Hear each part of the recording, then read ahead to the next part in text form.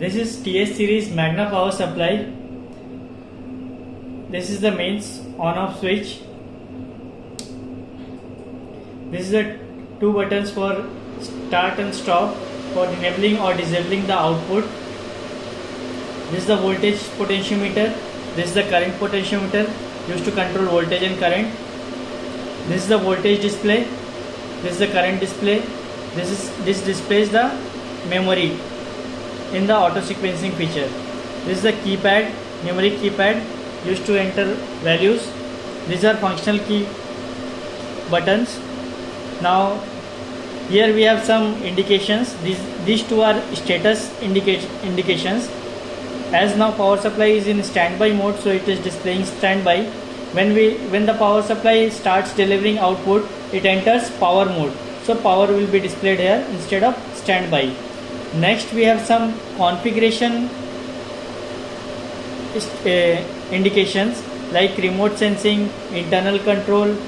When the power supply will be controlled by these two switches from the front panel, start and stop. So internal control, we have to enable internal control. External control means to control the power supply externally means there is a 37 pin connector at the rear side of the unit. You can start or stop the instrument from that 37 pin connector also. Next is rotary. When this is enabled, it means that you can control the voltage and current of the power supply with these two potentiometers. Next is keypad. When this is enabled, you can program the voltage and current of the power supply from this keyboard. Next is external program. When we want to control this power supply through analog programming, we have to enable this. By doing so, what will happen is power supply will be controlled by the input given to its analog pin. Voltage and current will be controlled by the voltage input given at its analog pins that is provided at the rear side of the unit. Next is remote. When we want to control this power supply through PC or laptop or via USB, RS-232 or via any medium, we have to enable this feature. To set the voltage and current, press display once. So this shows the set voltage and set current. If you rotate this potentiometer of voltage, you can see the voltage. So like this you can set the voltage and current. Now to enable the output, just press this start button.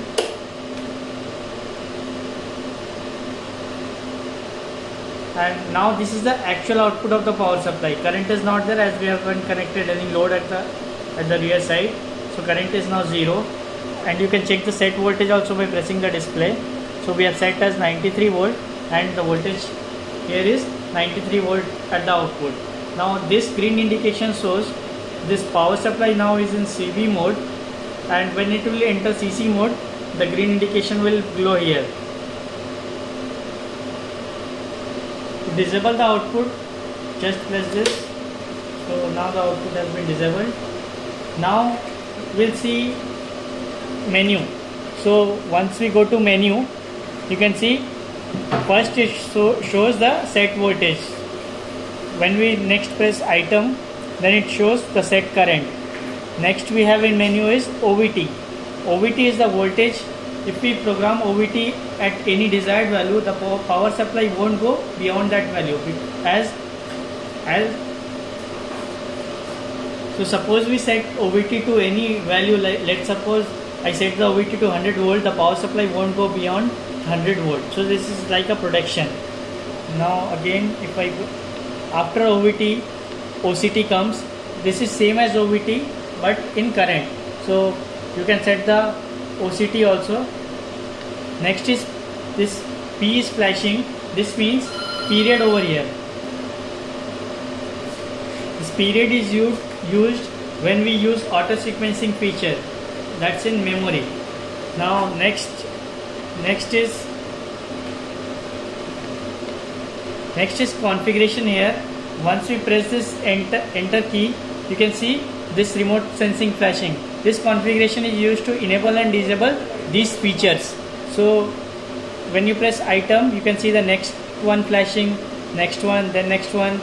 So when you want to enable this, suppose I want to enable keypad now. So keypad is flashing now. If I press enter, keypad will be enabled and rotary will be disabled.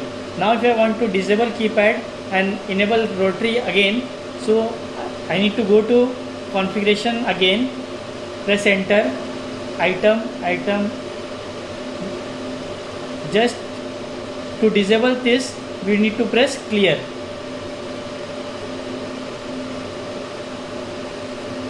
So like this, you can enable or disable all these features with the help of configuration.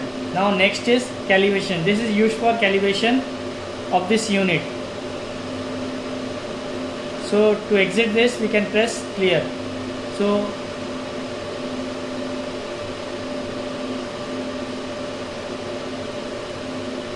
now we'll see memory feature of this unit.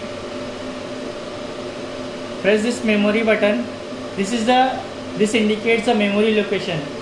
Instrument has 10 memory locations, 0 to 9, and with the help of software you can have 100 memory locations. You can program up to 100 memory locations. So press this key once. To set this to work in this memory locations, you need to enable keypad first. So we'll enable keypad first. We'll go to configuration.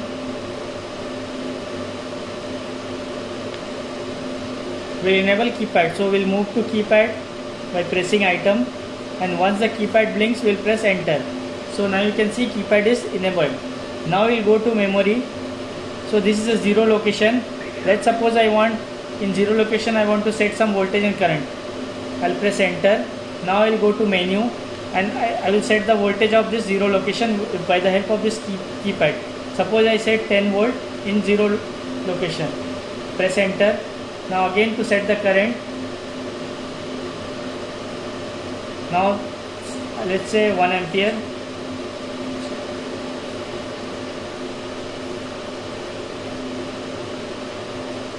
So after setting the voltage and current, you need to set the period. So this is OVT also you can set accordingly. In each memory location you can have different OVT, OCT voltages. Now this comes period. This is in seconds. So let's say I want to push for 5 seconds. So what I have programmed is in 0 location the voltage is 10 volt, current is 1 ampere for 5 seconds. Now I will program the next memory location. Go to memory, move to the first location, press enter. Now again go to menu, set the voltage 20 volt. Now again menu, item, set the current as 2 ampere. Now again press menu. You can also program OVT, OCT.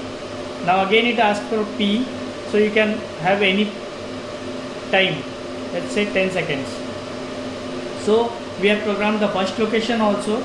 Now we'll move to second location. Like this you can program 0 to 9 locations. So menu, so 30, menu, item, 3 ampere, and period as again 5 seconds. So we have programmed 3 memory locations, 0, 1, 2, 3, having different voltages, different current, and having different time. So in order to run the memory locations, what you need to do is just go to press memory once and select the location you want to start from. Let's say if I want to start from first location, I will select 1 here. We'll start with the 0 location. Now once you are ready with the location, just press enter. Now once you press this enter key, to start the memory auto sequencing feature, you have to press this ARM button once. Once you press this, you will see ARM here. This means memory is enabled now. Now what you need to do is only press this start button. You will see according to memory locations we have programmed, it will work. So in one location we have set 20 volt. It will move automatically to second location after 10 seconds. So we have set 30 volt in second location and it stopped. So it it follows the auto sequencing feature and stops after every memory locations is over.